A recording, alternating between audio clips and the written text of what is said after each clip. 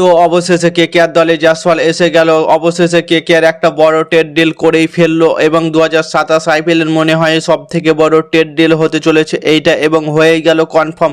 Jaiswal KKR দলে চলে আসলো এবং কেকেআর থেকে মাত্র দুটি বড় প্লেয়ার নিয়ে নিল রাজস্থান রয়্যালস। সেই দুটো প্লেয়ার্সের নাম জানলে তোমরা অনেকেই খুশি হবে এবং অনেকেই দুঃখিত হবে, কারণ জয়সওয়াল আসতে গেলে বড় বড় প্লেয়ারকে স্যাক্রিফাইস তো করতে হবে। জয়সওয়ালের পরিবর্তনে রাজস্থান রয়্যাল থেকে চেয়েছে যে তোমাদের রমনদীপ সিংকে দাও এবং কার্তিক ত্যাগীকে দাও, এই দুটো প্লেয়ারের পরিবর্তনে, এবং 10 কোটি টাকার বায়না করেছে এবং জয়সওয়ালকে দিবে। এই দুটো প্লেয়ার এবং 10 কোটি টাকার বিনিময়ে জয়সওয়ালকে দিবে। জয়সওয়াল যদি কলকাতা নাইট রাইডার্স দলে আসে, কলকাতা নাইট রাইডার্স দল অনেকটা স্ট্রং দেখাবে এবং এই মাত্র দুটো আবেদন করেছে। এবং আমার মনে হয় রমনদীপ সিংকে তো কলকাতা নাইট রাইডার্স খেলাতে পারবে না, কারণ সেই রকম ফর্মে নেই এবং তাকে খেলাতে গেলে একটা ভালো প্লেয়ার বসাতে হবে। সেই ক্ষেত্রে রমনদীপ সিংকে ইজিলিভাবে কলকাতা স্যাক্রিফাইস করে দেবে। এবং কার্তিক ত্যাগী একটু বেস্ট বলার, কারণ 2026 আইপিএলে সে খুব সুন্দর বল করেছে। সে 13 ম্যাচে 18টা উইকেট নিয়েছে এবং অসাধারণ ইকোনমির সাথে বল করেছে। সেখানে কার্তিক ত্যাগীকে ছাড়া একটু মুশকিল হবে, কিন্তু জয়সওয়ালের মতো বড় প্লেয়ারকে দলের মধ্যে আনতে গেলে এইটুকুন তো স্যাক্রিফাইস করতেই হবে কলকাতাকে, এবং 10 কোটি টাকার বিনিময় করেছে রাজস্থান রয়্যালস। আমার মনে হয় না যে কলকাতা নাইট রাইডার্স এই দাবিতে রাজি হবে, কিন্তু এই দাবিতে যদি রাজি হয়ে যায় তো কলকাতা নাইট রাইডার্স একটা ইয়ংগেস্ট প্লেয়ার ক্যাপ্টেন পেয়ে যাবে এবং ইয়ংগেস্ট প্লেয়ার ওপেনার পেয়ে যাবে। দুর্দান্ত মেজাজে ব্যাট করে জয়সওয়াল। জয়সওয়াল কি করতে পারে 2022-23 দেখিয়ে দিয়েছিল এবং সে টি-20-র আসল খেলা শিখিয়ে দিয়েছিল। 2022-23 যখন কেউ ছিল না, অভিষেক শর্মা না, বৈভব সূর্যবংশী না, টেভিসেট, কেউ ছিল না, সেই সময়তে জয়সওয়াল 13 বলে 50 করেছিল এবং বিশ্বকে দেখিয়ে দিয়েছিল টি-20 কেমনভাবে খেলতে হয়। সেক্ষেত্রে জয়সওয়াল এখন তাকে দাবা পড়ে গেছে রাজস্থান রয়্যালসে। 2027 আইপিএলে রাজস্থান থেকে খেলবে না জয়সওয়াল, এটা কনফার্ম থাকো।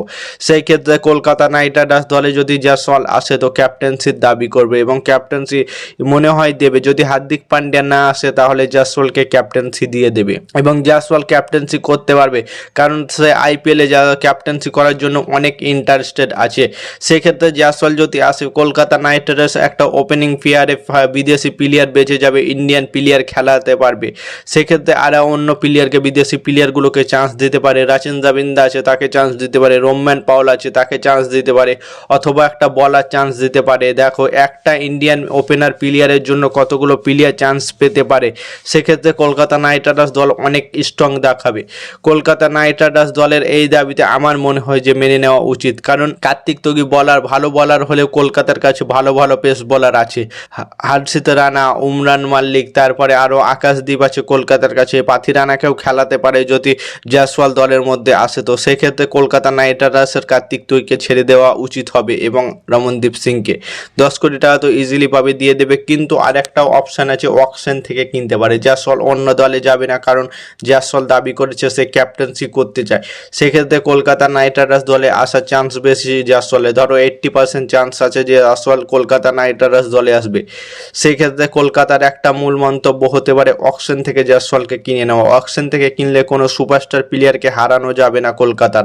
সেক্ষেত্রে কলকাতা নাইট রাইডার্স দলে জয়সওয়াল এলেই বাস, তো পুরো দল ফিনিশ হয়ে গেল। সেক্ষেত্রে কলকাতা নাইট রাইডার্স যদি অকশনে যেতে চায় তাহলে ক্যামেরন গ্রিনকে রিলিজ করতে হবে, মাথিসা পাথি রানাকে রিলিজ করতে হবে, কারণ জয়সওয়াল যদি অকশনে যায় 25-30 কোটি টাকা ইজিলি পাবে জয়সওয়াল, কারণ সে অনেক বড় মাপের প্লেয়ার এবং ইন্ডিয়ান ওপেনার প্লেয়াররা অনেক রেট পাবে। সেক্ষেত্রে জয়সওয়ালকে দলের মধ্যে আনতে গেলে কলকাতার কয়েকটা বড় মাপের প্লেয়ারকে রিলিজ করতে হবে এবং অকশন থেকে কিনতে গেলেও কিছু শর্ত আছে, সেখান থেকে কিনতে পারে। আর অন্য প্লেয়ারকে টার্গেট করা একটু অসুবিধা হবে। আর এখন যদি ট্রেড ডিলের মাধ্যমে জয়সওয়ালকে দলের মধ্যে আনতে পারে তো পরে অকশনে হার্দিক পান্ডিয়া অথবা নিকলেশ পুরান এদের মতো বড় প্লেয়ারকে অকশনে টার্গেট করতে পারে।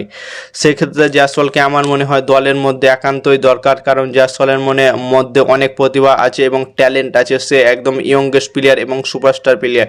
ওই ইন্ডিয়ার টিমে খেলছে, এখন ওডিআই টিমে খেলছে, টেস্ট টিমে খেলছে এবং দুর্দান্ত মেজাজে খেলছে। সেক্ষেত্রে টি-20তেও আমার মনে হয় জয়সওয়ালের জায়গাটা হয়ে যাবে। সেক্ষেত্রে কলকাতা নাইট রাইডার্স কি পারবে জয়সওয়ালকে দলের মধ্যে আনতে? আমার মনে হয় যে এই দুটো প্লেয়ার এবং 10 কোটি টাকার বিনিময়ে জয়সওয়ালকে আনা একান্তই দরকার।